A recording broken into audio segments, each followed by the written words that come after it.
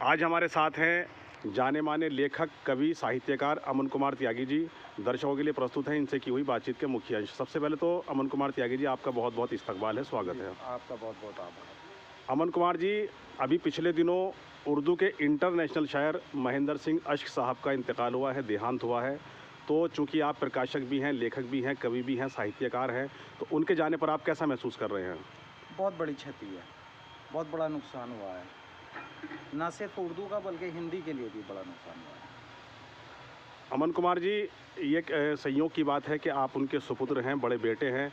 तो बेटे होने के नाते इस नुकसान पर आप क्या कहेंगे जो अश्क साहब दुनिया से चले गए हैं? देखिए, किसी के भी सर से बड़े का साया चला जाना अपूर्णीय क्षति होती है, जो कभी भी पूरी नहीं हो सकती है।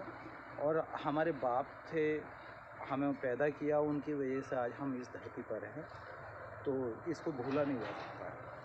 अमन कुमार जी, एक सवाल ये भी है, अगर आप खुद कवि नहीं होते, साहित्यकार नहीं होते, आप उनके बेटे भी नहीं होते, लेकिन आप चूँकि गज़लों के शौकीन होते, गज़ल सुनने के, लिखने के या पढ़ने के, तो कुल मिलाकर उस रूप में आप इस नुकसान को किस नज़र से देखेंगे, अश्क साहब के जाने को? बिल्कुल ऐसा लग रहा है कि जैसे मंच सूना हो गया है।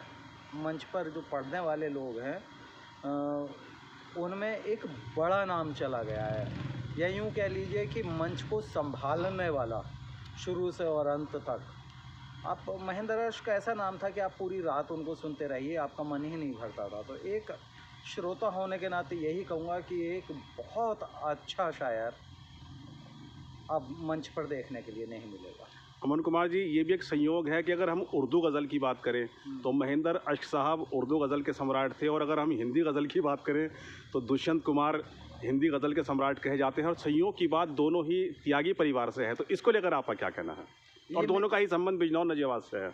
ये मेरी खुशनसीबी है कि एक मेरे पिताजी थे, एक मेरी ननिहाल पक्ष से रिश्ते में मामा लगते थे। और यही नहीं, मेरे पिताजी की ननिहाल में यानी कि उनके मामा भी शायर थे, और मेरे पिताजी के पिताजी यानी मेरे दादाजी ये भी शायर थे। तो मेरे लिए ये बहुत बड़ी खुशनसीबी है कि मैं शायरों के या कवियों के बीच में पैदा हुआ हूँ, और उन्हीं का सुफल है कि मैं आज प्रकाशन में, संपादन में या साहित्य में आपको दिखाई दे रहा हूँ। अमन साहब, अश्क साहब तो चले गए हैं, लेकिन उनकी बहुत सारी यादें, बहुत सारी बातें हमारे बीच में आज भी ज़िंदा हैं, मौजूद हैं। तो कुल मिलाकर आपका आखिर में क्या पैगाम है हमारे दर्शकों के लिए, श्रोताओं के लिए?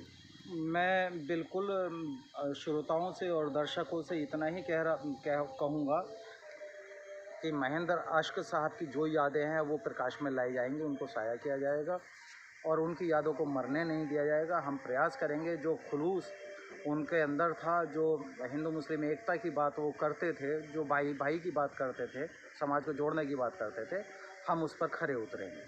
अमन साहब, आपने अपना कीमती वक्त दिया, इसके लिए आपका बहुत बहुत शुक्रिया, बहुत बहुत आपका मेहरबानी। भी बहुत बहुत आभार, धन्यवाद।